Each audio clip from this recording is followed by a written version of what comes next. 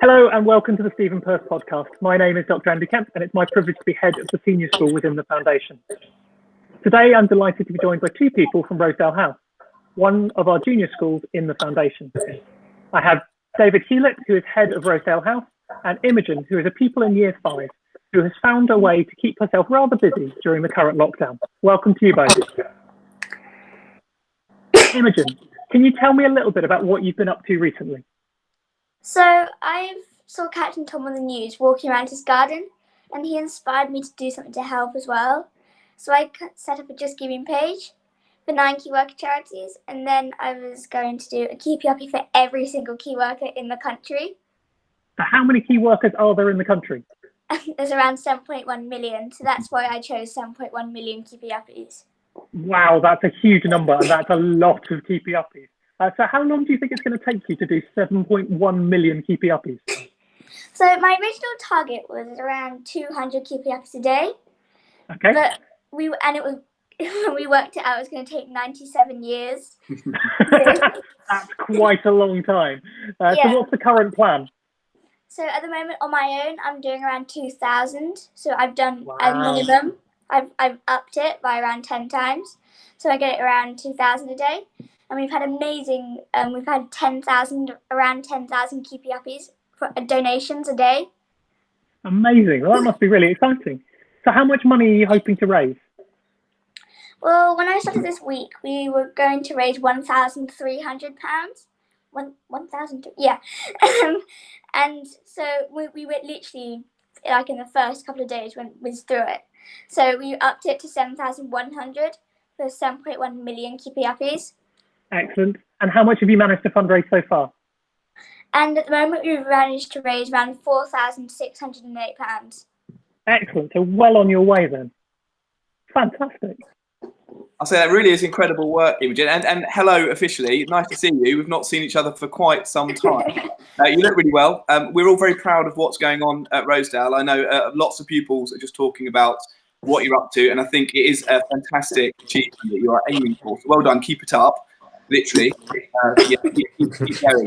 Just tell me, how are you finding sort of juggling, another pun, your Keepie Uppies with the sort of remote teaching as well? Is it a huge challenge on a daily basis? Well, it's quite difficult because the Twitter's like ping, ping, ping, ping, ping, ping, ping, and it's like, and so I have to do. So I try to do the schoolwork, and so me and my mum.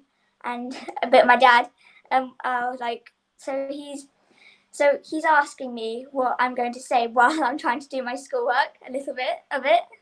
And so he's like, yeah, so he's trying to. And they're putting you off, are you? That's what you're telling us. A little bit. It can't be easy. How many hours are you spending in your garden a day? Around 2, 3.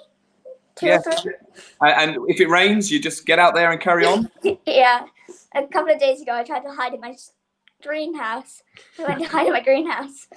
It's like raining. I can't imagine there's much glass left in your greenhouse, is there? It's not glass, it's material. Sensible. We thought we'd smash it with a football. Yeah, so tell me a little bit more about your Twitter page. Have you had any sort of notable responses from the public? Any particular names? Any clubs that have got involved as well? Well, not that long ago. So we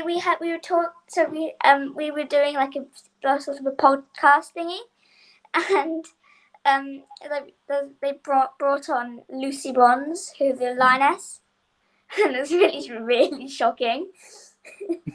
So did you manage to talk to her? Yeah. And what sort of things did she ask you? What was she talking to you about? So it was more me asking her a couple of questions, and it was like, when, like, how often did you train, and things like that. And has she donated? She says she's going to. Okay. You make sure she does. Follow up on it. So Imogen, what is it that people can do to help you? Well, the best thing to do is go to my Twitter page, where you can find out actually how to donate. And it's Excellent. called, We'll make sure a link to your Twitter page appears nicely across the screen now. yeah, and it's called Imogen_PH. Excellent. But if you don't have Twitter, you can always visit my Just Giving page, which is called 7.1 million Keepie Uppies for COVID heroes. Excellent. We'll make sure those links are nice and prominent so people can find out a little bit more about what you've been up to. Mr. Hewlett, can I ask you a question? Yes. How can the other students at Rosedale House help Imogen in her quest? Well, clearly they can donate funds to help the charitable cause, and I'll share those details with them. In my last assembly, I think previous to one assembly, we spoke about Imogen's efforts with her charity fundraising, and they have also been challenged to donate keep-ups. What I like about it is it doesn't have to just be monetary at this point. The children can really get involved with Rosedale House. Get out in the gardens, you know, when the sun is shining, and do a few keep-ups as well. I've posted the challenge to a number of the children, and lots of them tell me they're going to do it, but that's only recently gone out. So I'm waiting for the videos to flood in. I'm going to compile a little montage and then hopefully package them up and send a whole heap of keep-ups over to Imogen in the not too distant future. Fantastic, because even with 2,000 Keepie Uppies a day, you're still going to be taking you about 9.5 years, I think, if I've done the maths right. So it'd be good if a few people could help contribute some more along. I'm going to butt in here, just Dr. Kemp, and say I've done my own little Keepie Uppie contribution to Imogen. I'm not sure whether I've received any from you yet. I've seen Mr. Hewlett's. Have you had any from Dr. Kemp yet, Imogen? I don't think so. Not yet. I think that will be my challenge for the rest of the week. I've got a netball in the back garden, so we'll improvise. You don't even have to do it with the actual football. You can actually use it with a tennis, hockey. We've even had a couple of polo players using polo. Okay. Sticks. I will make sure you get something by the end of the week from me. Imogen, can I just ask you, you come across very naturally on screen, and you're at ease answering questions. I know you've had a bit of practice because you've been interviewed a number of times by different people. Are you doing anything at home to practice and get interview ready? So we kind of come up with these questions that they're most likely to ask, and we like work on the answers. So we've had a couple. Yes. Have you been asked any particular questions that's thrown you a little bit that maybe you weren't expecting? Yes, I've had a couple, and I can't quite remember which ones they were. No, you're doing a really good job. You answer your questions very nicely. You seem at ease, so well done for that. Yeah, no, congratulations. And I really enjoyed your piece on BBC's Look East at the end of last week, so well done. Congratulations for all you've done so far. Good luck with the 7-point-something million left still to do. And I hope you reach your target really soon. Thank you so much for your time this afternoon. Take care. Thank you.